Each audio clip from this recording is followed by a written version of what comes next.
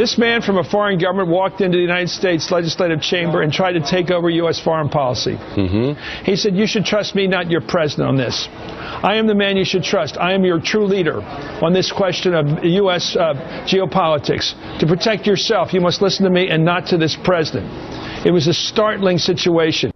That's the take of Chris Matthews, ladies and gentlemen. And if you disagree, join the majority of America. And I'm sure Ben Stein, film actor, author, former speechwriter for Presidents Nixon and Ford, I'm sure he would disagree with that as well. Welcome, Ben. I know you were blown away by that speech as I was. A Daniel come to judgment. And although I love Chris Matthews, and he and I grew up together in Washington, D.C., I think he couldn't be more wrong. It was the Congress of the United States fulfilling their constitutional duty to be informed on foreign and domestic affairs and foreign and defense affairs.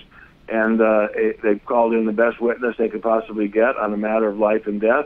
And to say that, oh, we should only listen to the president is to simply defy the Constitution. And I'm quite surprised. Chris Matthews is an intelligent man, and I think he knows better than that. And they got an education on foreign policy and an education on this deal from Bibi because they weren't getting one. Members of Congress left there learning things that they didn't know because Obama hasn't included them in anything. Exactly right. Just as with the drafting of Obamacare, he simply kept them in the dark as long as he possibly could. And now we learn things, at least I did. I consider myself fairly knowledgeable about foreign policy and defense. I didn't know that the deal expired in 10 years. I didn't know that it still allowed them to keep several thousand centrifuges. I think those are important points to know about. I didn't know that Hezbollah said it's going to hunt down every Jew in the world and kill him or her. These were things that I'd like to know about. And I think for Chris, who's, as I said, a very intelligent and well-informed man and a gentleman, to be saying this is just nonsense. I'm very surprised him.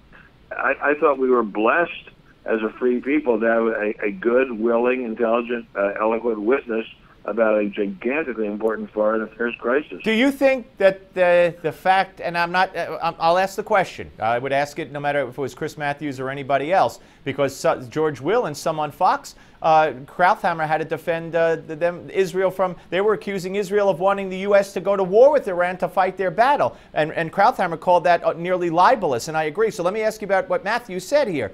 Do you think it matters that it's a Jewish leader of a Jewish state who came here and there's a little resentment because of that? Well, let me put it this way. Anti-Semitism is the belief that all human beings have rights except Jews.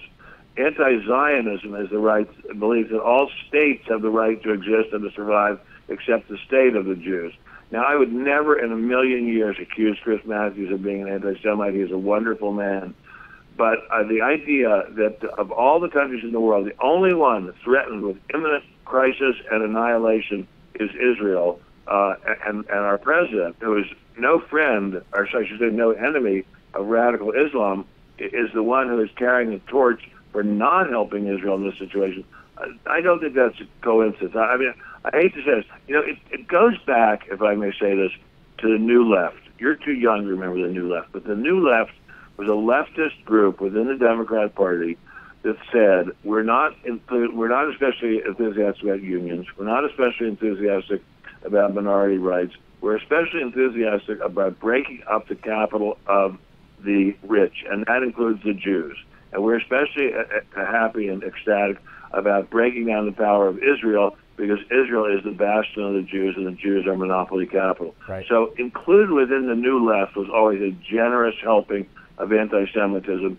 And Mr. Obama, along with his tutor, Bill Ayers, and his tutoress, Bernadine Dorn, took that in with mother's milk, or grandmother's milk. And you wrote a great piece, we should point out, American Spectator, about Obama. This man is dangerous. Let me quickly, before we run out of time, Hillary's emails. Not only did she use a personal account, today we find out she owned the server. It was run out of her house. But we're supposed to believe that, don't worry, all of her aides handed over all the emails that were, relevant. Well, I don't believe anything she says. I saw her on TV last night giving a speech to Emily's List, and she is a dynamic, fantastic speaker, and the Republicans are going to have to go a long, long way to beat her. But clearly she has accomplished nothing. She traveled rather 1 million miles as Secretary of State, accomplished nothing, left those poor people to die in agony in Benghazi, And there is something abruptly odd about the fact that she simply says, "Don't bother me with the fact that I'm violating federal law." It's odd. It's just odd that a president took anything to say, "Don't bother me with law." Do you think they have the Clintons have an air of being above it all, and the law doesn't apply to them?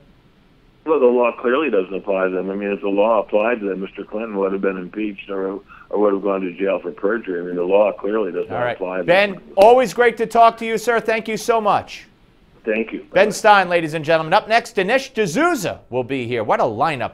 Don't you touch that dial.